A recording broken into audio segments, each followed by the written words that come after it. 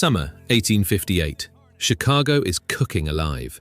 The asphalt goes soft under people's shoes. Horses drop dead in the street from the heat.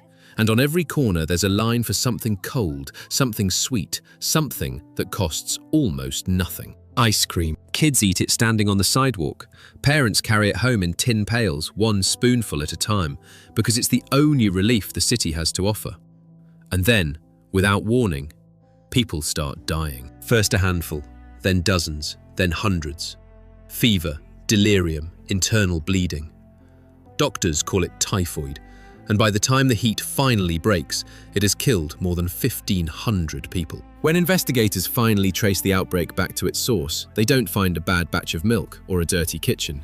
They find the ice itself, cut straight from a lake that the city had been using as a sewer, packed in sawdust, shipped to the ice cream parlors, served with a smile. The very thing keeping Chicago's ice cream cold was the thing killing the people who ate it. That's not where this story starts, though.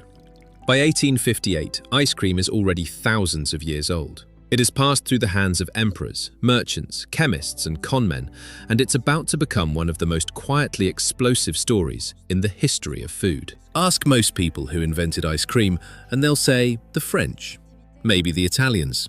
Some will even bring up a famous legend, a teenage Italian noblewoman, Catherine de' Medici, supposedly smuggling frozen desserts into France when she married the future king in 1533. It's a great story.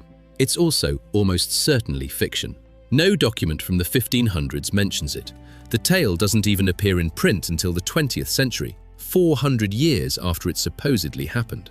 Somewhere along the way, someone invented an origin story, and it stuck better than the truth. The truth is older, and it starts on the other side of the world. 7th century China. The Tang dynasty is at its peak, and the emperor has a taste for something unusual. A chilled dessert made from buffalo milk, flour, and camphor, packed with ice hauled down from the mountains in winter and stored for exactly this purpose. Historians can't say for certain it tasted anything like modern ice cream, but the core idea is already there. Cold, milky, sweet, and it's locked away for the emperor alone. The recipe is a state secret.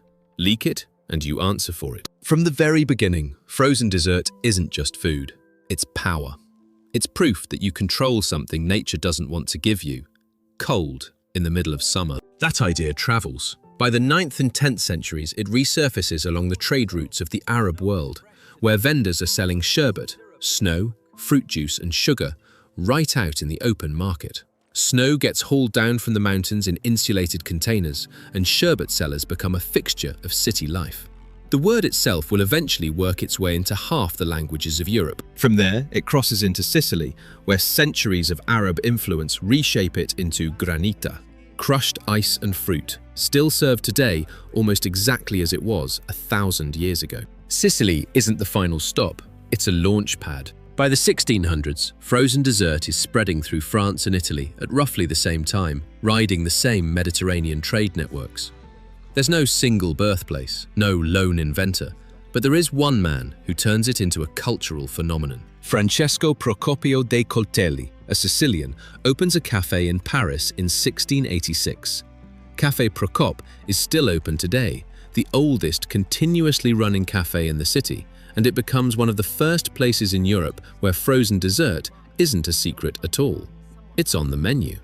Fruit, chocolate, and a strange new import from the Americas called vanilla. Voltaire drinks there. So does Rousseau. So, later, does Benjamin Franklin. Showing up at Procop isn't just about the dessert. It's a statement. You belong to the crowd that matters. But there's a wall this whole industry keeps slamming into, and no chef can build his way around it. Ice. Ice falls in winter. Demand peaks in summer.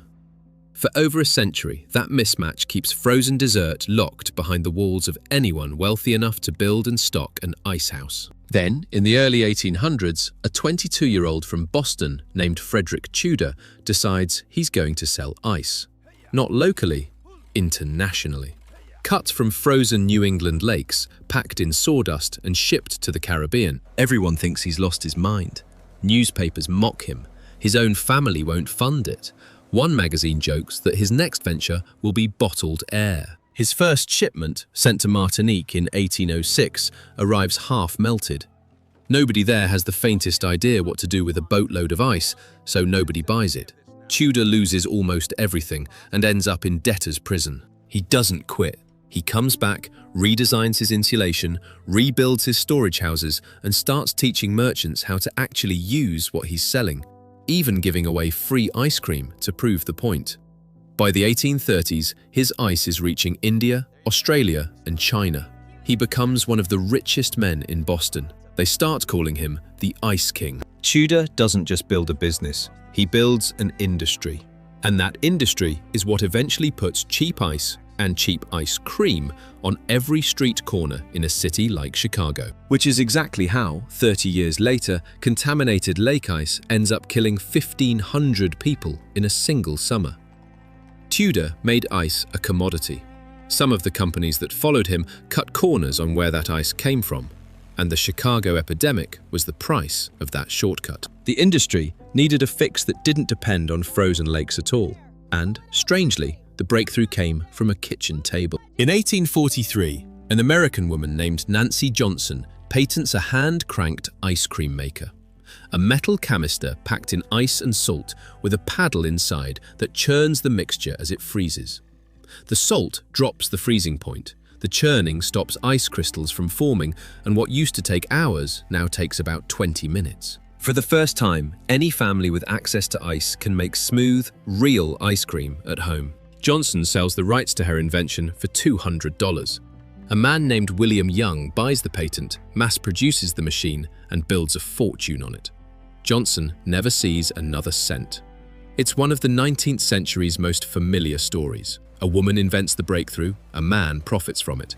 But her machine is also the moment ice cream stops being a luxury and starts becoming a habit. That habit takes on new shapes fast. By the late 1800s, American soda fountains are packed with young people drinking flavored, carbonated water topped with ice cream.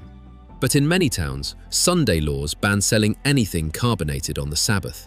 So fountain owners improvise, skip the fizz, keep the ice cream and syrup, and a new dessert is born, one of the earliest documented sales tracing back to Ithaca, New York in 1892. Somewhere along the way, Sunday gets respelled to Sunday, possibly to dodge the religious connotation. Nobody can prove exactly why. Half a dozen towns still argue over who served the first one. Then, 1904. The World's Fair in St. Louis. 20 million visitors pass through the gates over 7 months, and at the height of the crowds, one ice cream vendor runs out of paper cups. Next to him, a Syrian immigrant named Ernest Hamwi is selling thin waffle pastries. He rolls one into a cone, hands it over, and the crowd goes wild for it. Several other vendors would later claim they thought of it first. Nobody can settle the argument. What's certain is that St. Louis is where the waffle cone becomes a phenomenon, a collision of Middle Eastern waffle making, centuries of European ice cream tradition, and American showmanship, all happening in one afternoon. The next leap forward doesn't come from a chef, it comes from a chemist. Late 1940s, Britain. A team of food researchers is trying to make ice cream production cheaper and more efficient. One of them is a young chemist named Margaret Roberts, better known, decades later, as Prime Minister Margaret Thatcher.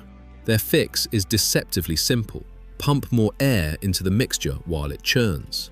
More volume from the same ingredients, a softer texture, and a product that survives storage and shipping far better than before. That research is the reason soft serve exists, the stuff coming out of machines in fast food restaurants and street kiosks around the world, lower in fat, higher in air, and dramatically cheaper to make.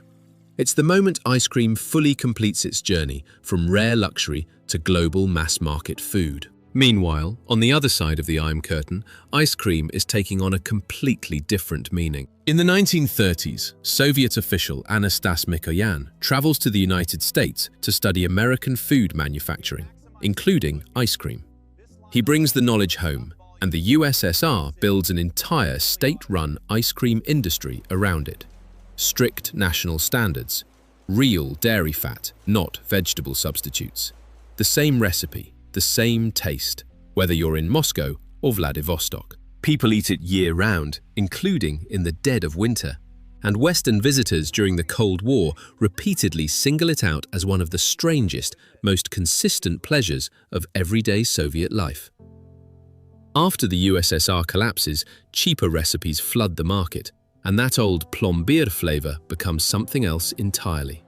A taste of nostalgia for a country that no longer exists. Today, the global ice cream industry moves roughly $200 billion a year, more than the GDP of dozens of countries.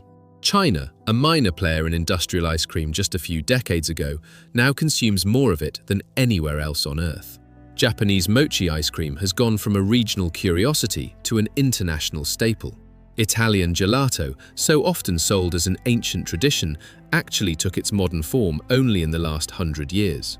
And a new wave of oat, coconut, and almond-based ice creams is now one of the fastest-growing categories in the entire market. None of the people in this story set out to build any of that. A Chinese emperor guarding a secret recipe, a bankrupt Boston merchant hauling ice across oceans, a woman who sold her invention for $200 and walked away, a future prime minister pumping air into a vat of cream. None of them were thinking about the billion-dollar industry 2 centuries down the line. They were just solving the problem in front of them. And somewhere in that chain, between an emperor's secret and a kid's cone at the fair, is a warning that's easy to forget standing in line on a hot day. The coldest, sweetest things in history have not always been the safest. Sometimes what's melting in your hand has a past you'd never guess just by tasting it.